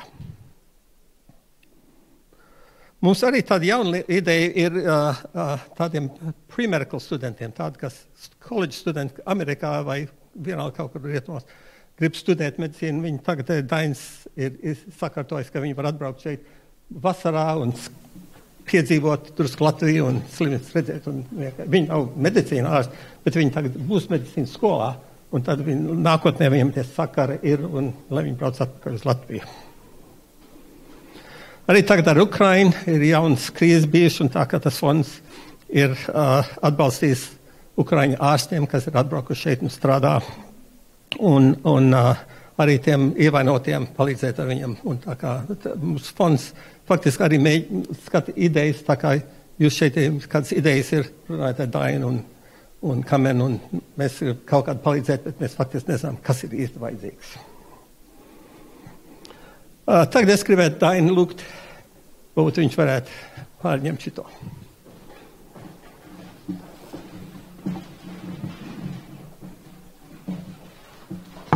Ja mēs pirms tam runājam par to vēsturi daudz, tad mēs ejam uz priekšu, un ir arī priecīgi notikumi tagad. Un es arī tajā biju, ko iepriekš Uldis rādīja tie soliņi pie Zvārta siežas. Atceros, ka es ar pie viena tur sēdēju līdzīgi kā Ilze, tāds Jefiņš, medicīnas students, un tur kaut kā, es nestāstīšu tos iemeslus, bet netīšām gāja arī Kristaps Zariņš garām, un mums tur ir pazīstņas, kas pazina Kristaps Zariņu, un tad iepazīstināja arī mani, tur Jefiņš students un tā, un Kristaps teica, būs jau labi, tikai mācies angļu valodu, un tad jau būs labi. Un jāsaka, tā arī bija, jo tie vārdi, tajā laikā tas neko gan nenozīmē. Nu, saprotiet, tas bija cits aktualitātes un viss, bet faktiski vēsturiski tie vārdi pateikti, tie kaut kur pie Zvārta sieža, vēlāk arī, kaut kur jocīgi, bet atspoguļojās arī tālāk. Man bija liels prieks arī būt daļai no medicīnas fonda un Bertram organizētā, un pie Kristapa daudz mācīties gan Čikāgā, gan arī pēc tam Stanfordā. Es ļoti priecīgs. Un tāpēc, man liekas, ir baigi forši, ka tie jaunie, kas dabū varbūt tādu mazu grūdienu šodien, un nevis aizbrauks kaut kādu konferenci, kur mēs visi aizbraucam kaut ko paklausīties, bet lai arī kaut ko iemācīties, es ļoti ceru, ka tas arī palīdzēs uz priekšu. Šogad varbūt... Jā. Un tāpēc man ir liels prieks arī šā gada stipendijātus paziņot, kas no visa tā lielā klāsta, kas bija šogad iesnieguši savus pieteikumus, ir guvuši atzinību šogad. Un tā, ar ko es te tieku uz priekšu? Tā.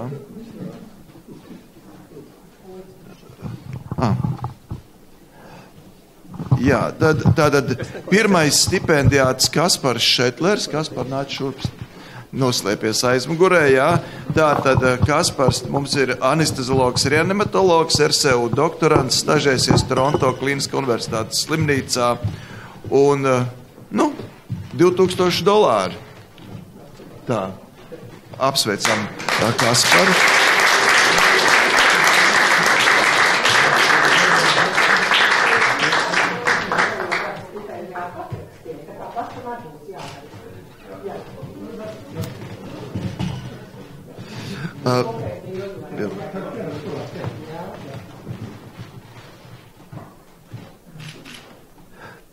Paldies Kasparam. Jā. Kasparam saprotos, man ir viena speciālā vārda no Raimonda Cīmani, no profesora infekciologa un vārda lūdzu Kaspar, un tas ir pateicoties tam, ka rekomendācijas sniedz profesora infekciologs. Jā, tā kā man pirmkārt jau paldies par to, kā saprast, kāpēc es biju pie Zvārta sieža pie kā puikām. Tas ir un vispār brīnišķīgi saprast to lielo jēgu visam tam pasākumam un to virzību. Un no mikrobiem es negribu, vēl trīs, no mikrobiem tas, kas svarīgi redzēt, cik mēs esam tomēr sīki kā tajā milzīgajā laika nogrieznī, kas miljārdiem gadu, bet tāpat laikā, cik lieli varam būt, katrs darot savu darbu.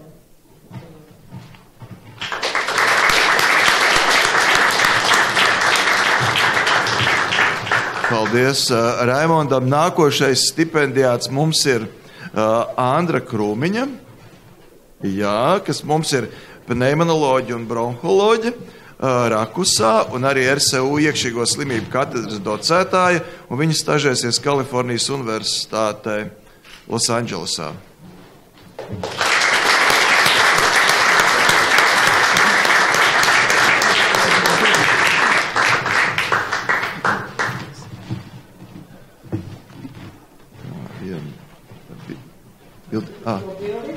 Nu.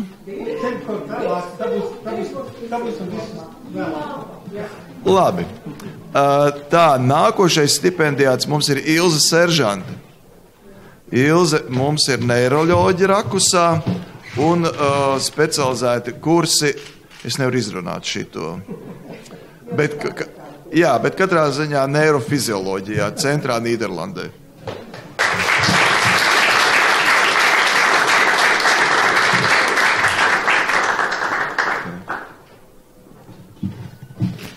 Paldies! Nākošās stipendijāts mums ir Kristers Āboliņš. Lūdzu, ārsts rezidents neatliekamā palīdzībā. Kā ziniet, ļoti vajadzīga specialitāte Latvijā un stažēsies Melnburnā. Tur arī liels paldies profesoram Andrim Graudiņam no Austrālijas, kurš palīdz šo programmu izveidot.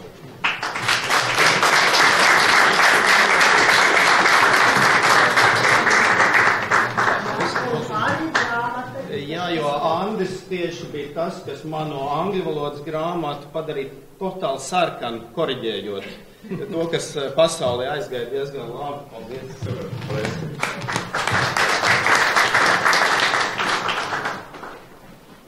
Nākošais stipendijāts ir Evelīna Stepiņa, ārsts rezidents tiesu medicīnas specialitātē Valsts tiesu medicīnas ekspertīzes centrā un stažēsies Ontārio tiesu patoloģijas centrā Kanādā.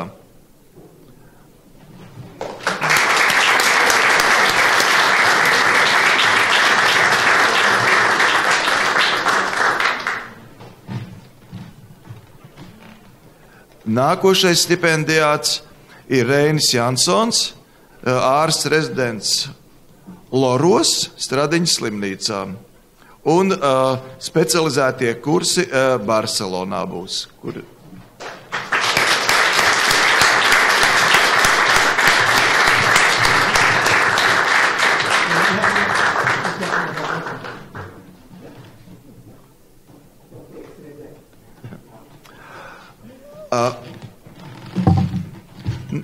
Jā, nu redziet, tam finansēm jau vienmēr ir racionāli jāizrīkojās, jā, un tāpēc mēs arī racionāli nolēmām, lai tad mums ir racionālāks izlietojums, tāpēc bija ģimeniskais pasākums. Un Estere Jansone, arī ārsta rezidenta otolaringoloģijā, un arī brauks kopā uz šiem kursiem. Tas ir par vienu cenu divu.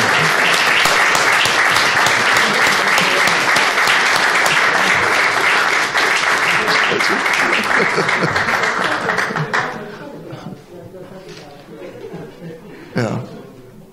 Tā. Brīnišķīgi. Tā. Nākošais Roberts Kārkliņš. Roberts ir izņēmuma kārtā šogad šajā stipendijā, bet viņam bija, mēs parasti cenšamies šīs stipendijas nedot studentiem, jo studenti, viņi īsti nezin paši, ko viņi grib vēl, jā. Bet mūs pārliecināja tie, kas viņu rekomendēja, kas Robertu rekomendēja, kad šeit būs rezultāts, jā. Un te profesors Sandra Lejniec arī pārliecināja mūs, un tāpēc mēs dodam šo stipendiju Robertam pētniecībai onkoloģijā, imunoloģijā, Baylor College of Medicine, Teksasā.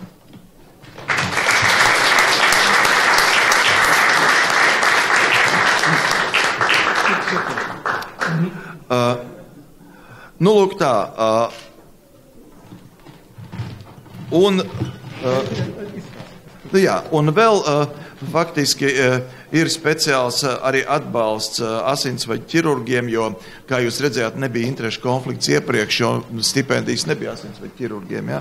Bet mums sadarbībā ar Kristapu Zariņu mēs faktiski esam uzsākuši milzīgu starptautisku randomizētu pētījumu, kas faktiski varētu nākotnē vadlīnijas mainīt kardiovaskulārajā medicīnā. Un tāpēc arī Latvijas medicīnas fonds atbalsta, lai šo lielo starptautisko projektu mēs varētu veikt. Varētu teikt, mēs atbalstam Dainu Krieviņu. Nē. Un viņam tā stipendija.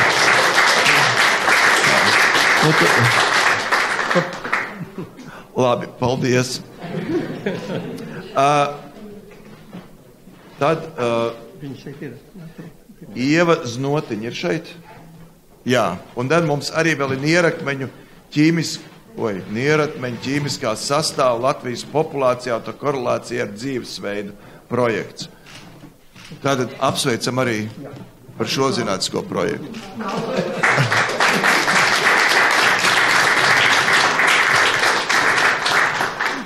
Paldies. Tās ir vēl kāds slaids man. Jā, un, protams, mēs esam Ukrainu atbalstījuši ļoti daudz, jau minēju iepriekš, ka atbalsts visiem mediķiem, kas šeit strādā, katram bija $1000 atbalsts mediķiem, jā, un šeit ir Ukrainas ārstu māsu apmācībai Latvijā profesora Galabovskai programmai arī $10,000.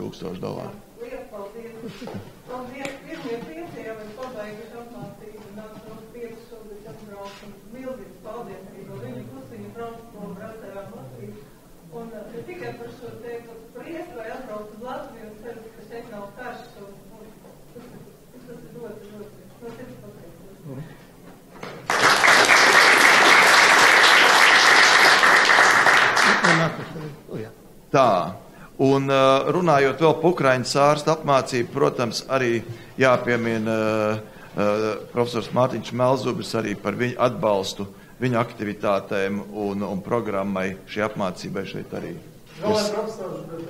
Jā, es arī biju izbrīnījies, bet, ja rakstīts, jau, ko man priekšā rātos, bet atkal, tas varbūt nākotnē ir tāds, solis. Tad nākošreiz neko nevarēs dabūt, ja nebūs tas. Jā, tiešām arī paldies tieši no Ukrainas traumatologa un arī operācija māsas puses. Viņš šobrīd uzsāk izmantot šo jūsu finansējumu, lai atbrauc pie mums un mācītos. Paldies!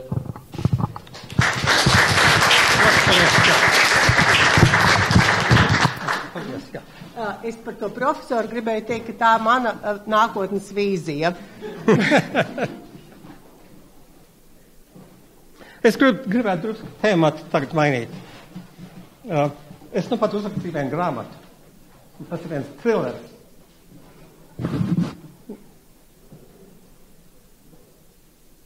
Par ceļa anatomiju. Un tur arī piedalījās no Latvijas mans brālis Kristaps un Jānis Sablovskis un Kristaps Raits. Un es gribētu pasniegt to grāmatu šodien dažiem.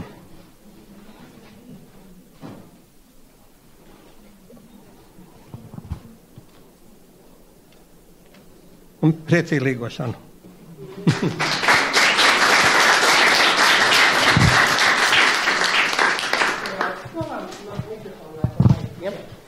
Sāksim ar augstskolām. Tātad Latvijas universitāte lūdzu kāds no smalkākajiem cilvēkiem no Latvijas universitātes, kas mums ir. Profesors Dainis Krieviņš, es redzu. Kas vēl lūdzu ir gatavs saņemt dāvinājumu? Profesors Dainis Krieviņš ir gatavs. Bertram. Bertrams jau nepieminēja, to grāmatu tikko izdeva, bet viss jau Amazonā ir izpirkts. Nav iespējams dabūt visu. Tad vēl jau vērtīgāks dāvinājums. Un Rīgas Stradiņu universitāte lūdzu, es redzu, ka Jana Pavāre ir.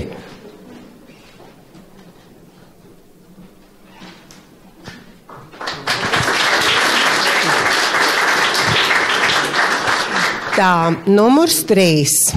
Numurs 3 mums ir dr. Sergejs Zadrožnijs, kas ir arī LMF stipendijāts bijis.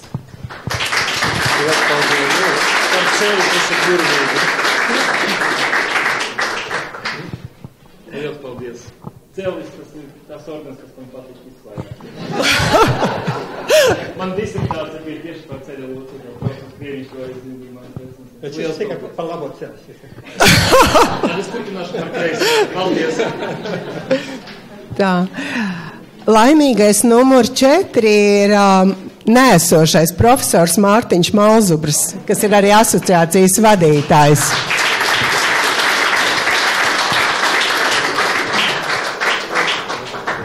Mēs ļausim visiem asociācijas biedriem ielūkoties. Ne tikai ielūkoties, lūdzu, ļaujiet arī palietot mazliet. Tā, Kas mums tagad ir? Modris Celms. Mums ir Modris Ciems. Mums ir laimīgais 5. numurs. Bet...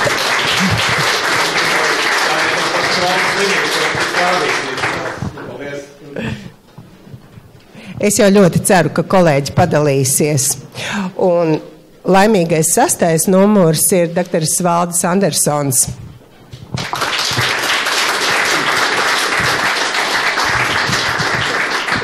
Es domāju, tu jau visu šito zini, bet te tā grāmata.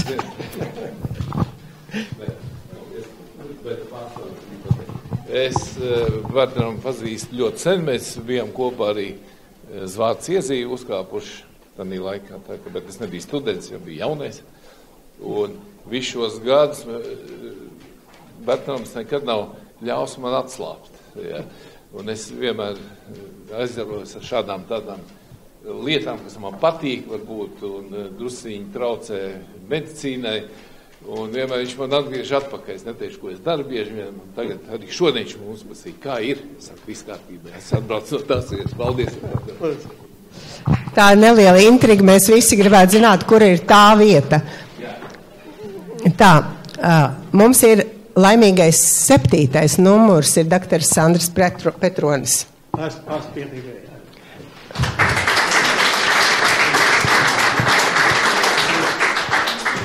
Es arī pateikšu vārdu dažās organizācijas pārstāv, bet gribu arī pieminēt to, ka pieminētais eks-valsts prezidents Valdis Zatlers un arī Valdis Andersons, kas sāk artroskopiju, tā bija 2. slimnīca Rīgā. Ja, tā kā, tā slimnīca arī ir laba vieta, kur stākt, ja grib pa prezidentu palikt.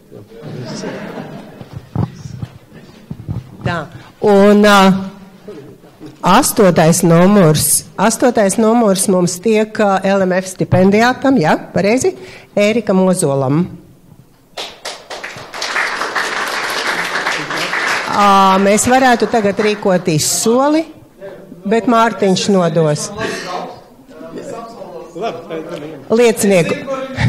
Liecinieku klātbūtnē visi tad zinās Ērikam paziņot. Es vairāk nevarēju atvest, bet es arī sūtīšu vēl tā kā. Paldies visiem. Paldies, bet mūsu svinības nebeidzas, jo es esmu ļoti priecīga, ka arī Lāzes pārstāv šodien Rīgā, un es gribētu dot vārdu doktorai Dainai Dreimanai. Lūdzu, Daina.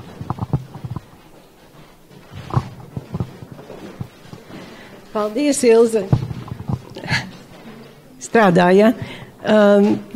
Ir tik jauki būt mājās, gan mājās pie radiem, bet otra lieta ir šī zālē es jūtos kā profesionālajās mājās, un tās jaukās atmiņas par ārstu kongresu, kad es biju jaunais ārsts, tāpat kā doktors Andersons, tās ir vispār neizdzēšamas un joprojām asaras acīs klausoties to videofilmu.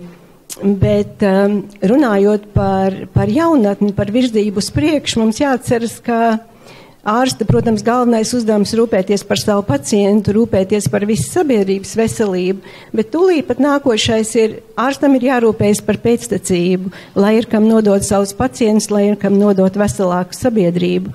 Un profesora Ilmāra Lazovska stipendiju fonds tika nodibināts drīz pēc viņa nāves 2003. gadā, un to nodibināja ģimenes ārsts no Ņujorkas, doktors Ēriks Niedrītis, kam ir lieli nopelni tā fonda administrēšanā, vadīšanā. Diemžēl viņš nevarēja šodien ierasties, un man ir jāpārstāv Lāzes valde un doktors Niedrītis. Šis jau ir 19. gads, kad profesora Ilmāra Lazovska stipendijas tiek piešķirtas atkarībā no naudas līdzekļiem, lielākas vai mazākas summas, bet es esmu ļoti priecīga, ka šogad 8 medicīnas studentiem būs drusku naudiņas, lai viņi varētu to izmantot savai tālākā izglītībai un tiešām izmantot to pēc saviem ieskatiem. Žūrijas komisijā doktora Lazovska, profesora Lazovska kundze vienmēr arī ienes savu skatu, un mums ir viena lieliska diena gadā, kad mums ir sarunas ar prēmiju kandidātiem. Tās notiek regulāri, diemžēl Zoom formātā, ja nav iespējams ierasties, bet tas ir tik pacilājošs moments, ka pēc tam visu dienu vai visu nedēļu pat par to ir jādomā. Un pirms mēs sākam pasniegt prēmijas, es domāju, ka mēs varam būt ārkārtīgi lepni, ka mums ir tāda jaunā paudze ar labu profesionālo izglītību, ar vispusīgām interesēm, ar lieliskiem nākotnes plāniem, un ar to es viņus apsveicu, un ar to es arī mūs pašus apsveicu. Un tagad, Kamena, mēs varam sākt. Mums ir lielais saraksts, mums ir visiem redzams, bet es saukšu, un Dainai būs tas gods paspiest roku, jo Daina ir Lāza viceprezidente, un vispār jau Latvijā daudziem kolēģiem arī zinām, kā viena no 9. ārstu kongresa organizētājiem. Tā kā daudzi te jūs kopā strādājāt pirms pāris gadiem, un gan jau strādāsiet atkal gatavojot nākamo kongresu. Tātad Kirills Kopiks, lūdzu.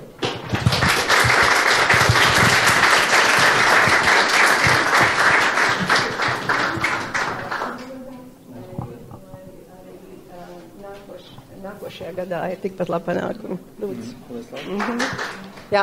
Un mums visiem kopā būs ar stipendijātiem kopbilde. Tā kā mēs nofotografēsimies visi kopā, ja mūsu fotogrāfs nav vēl aizbēdzis. Tā, Afrodīte Jankovska.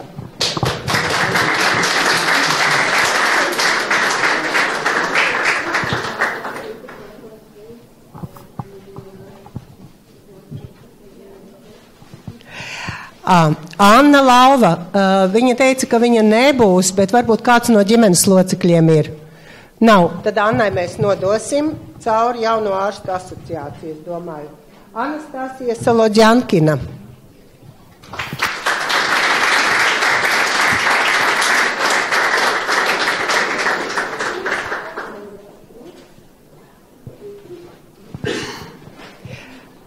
Kristiāns Patrijuks.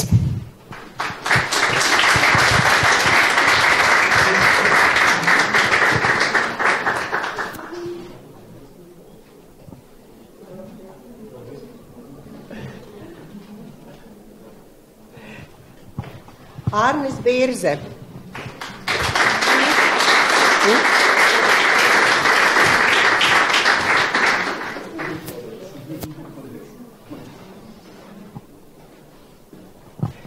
Tā. Veicināšanas stipendijas, jo mums zināmas problēmas ir katreiz. Un mēs saprotam, ka mēs ieviesām pirms pāris gadiem ar nosaukumu veicināšanas stipendiju, kas ir mazāka summa, jo lielā stipendija ir $1000 un veicināšanas stipendija ir $500, bet veicināšanas stipendijas ieguvējiem ir iespēja vēlreiz pretendēt uz Lazauskas fonda stipendiju. Tā kā veicināšanas stipendiju šogad iegūst Artūrs Niedrītis.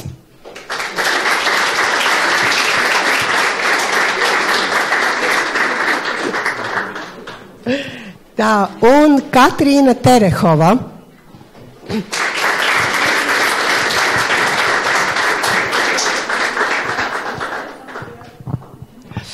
Ar to mūsu darbs ir beidzies, un es vēlreiz gribu pateikt lielu paldies visiem, kas piedalījās klātienes sarunā ar pretendentiem. Es baidos kādu nenosaukt, bet no klātesošiem es redzu Edītu Lazovsku, paldies viņai par regulāru klātbūtni. Mārtiņš Vesperis, medicīnas vēsturnieks, kas mums vienmēr pamanās uzdod ļoti labus jautājumus tieši par medicīnas vēsturi, lai cilvēki neaizmirst, kādā jomā viņi strādā. Jānim Vētram junioram, kurš ir ienesis mums tādu, varētu teikt, mūsdienīgāku skatu uz dzīvi, jo galu galā viņa gadu nasta nav tik liela kā pārējiem kolēģiem. Ko es esmu piemirsusi? Daina Dreimana vienmēr piedalās. Zaiga Alksne Filips no tāluma piedalās. Priedāms Ēriks Niedrītis kā fonda vadītājs.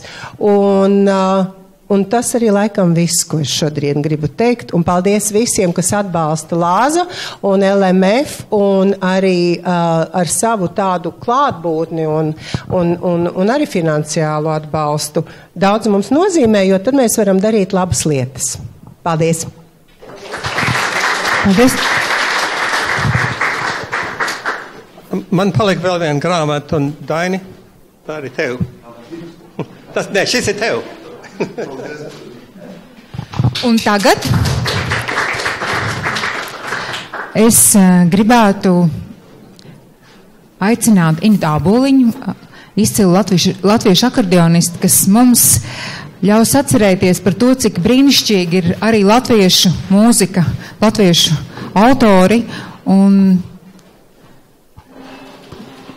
mums ir gan tautas dziesmas, gan dziesmas, ko mēs dziedam Līgo svētkos, bet ir arī latviešu klasiskā mūzika, kurai ir liela nozīme bijusi 20. gadsimtā, 19. gadsimta beigās mūsu kultūras veidošanā. Lūdzu.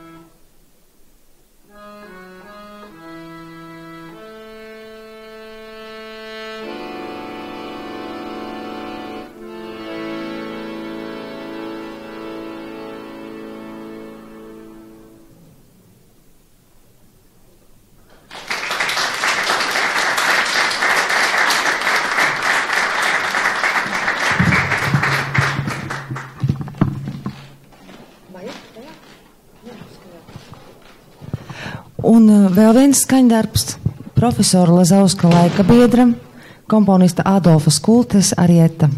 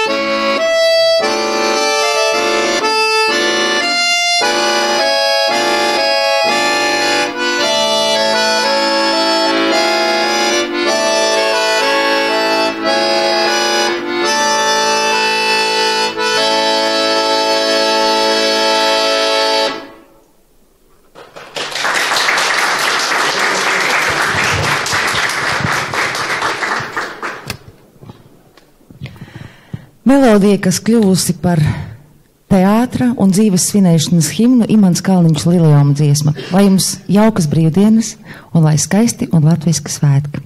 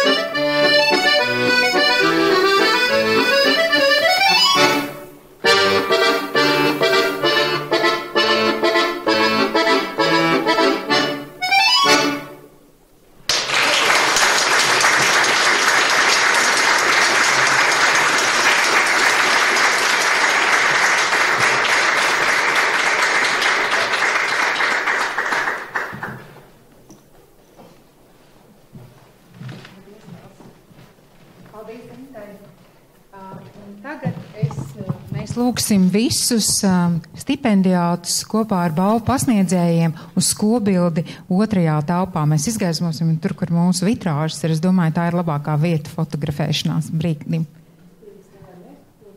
Jā, jā. Es tagad nodošu vadību Kamenai, tad viņi to visu organizēs.